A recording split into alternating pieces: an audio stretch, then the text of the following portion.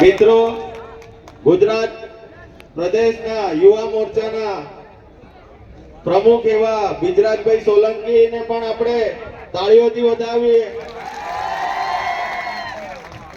બિજરાજભાઈ યુવા મોરચાના પ્રમુખ છે ગુજરાતના, સાથે સાથે કોળી સમાજના આગેવાન પણ છે, આપણી વચ્ચે ઉપસ્થિત થયા અને સાથે સાથે ગુજરાતી પિક્ચરના હીરો પણ છે, એમને બી તાળીઓથી વધાવીએ.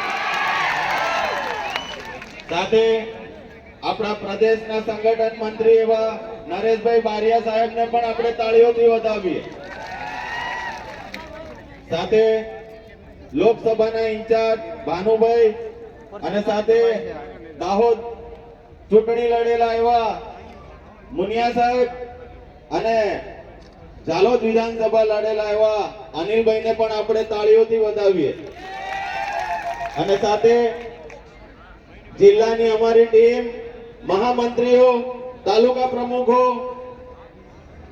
દરેક હોદ્દેદારોને પણ આપણે તાળીઓથી વધાવીએ.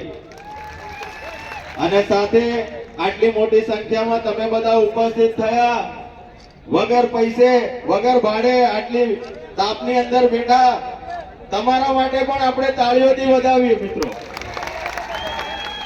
મિત્રો, આજથી થોડા દિવસ પહેલા તમે જોયું હશે કે ડુંગરીની અંદર સભા થઈ હતી અને આપણા ચેતરભાઈ વસાવાના હસ્તે 5 થી 7 હજાર માણસો જોડાયા હતા આપણી સભામાં, આમ આદમી પાર્ટીમાં.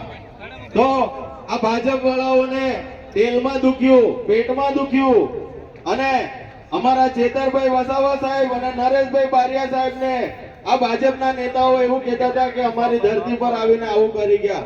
પણ અમે હવે મંચ પરથી કહેવા માંગીએ છીએ, આવનારી તાલુકા જિલ્લાની પંચાયતમાં ચૂંટણીમાં એ લોકોને ઘર ભેગા કરી દેવાના છે, કરશે ને? અને હું મંચ પરથી કહેવા માંગુ છું, આવનારી 2027 ની ચૂંટણીમાં પણ આપણા ધારાસભ્ય જીતવા જોઈએ. આ લોકો ભાજપે 30 વર્ષ શાસન કર્યું છે.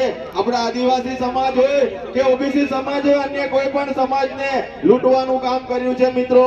એટલે હું વધારે કઈ ના કહેતા, આવનારી તાલુકા જિલ્લાની ચૂંટણી અને વિધાનસભાની જે ચૂંટણી આવે છે એ લોકો આપણે ઝાડુના બટન પર બટન દબાવી અને મોરે મોરો બોલાવી દેવાનો છે મિત્રો. બોલાવશો ને?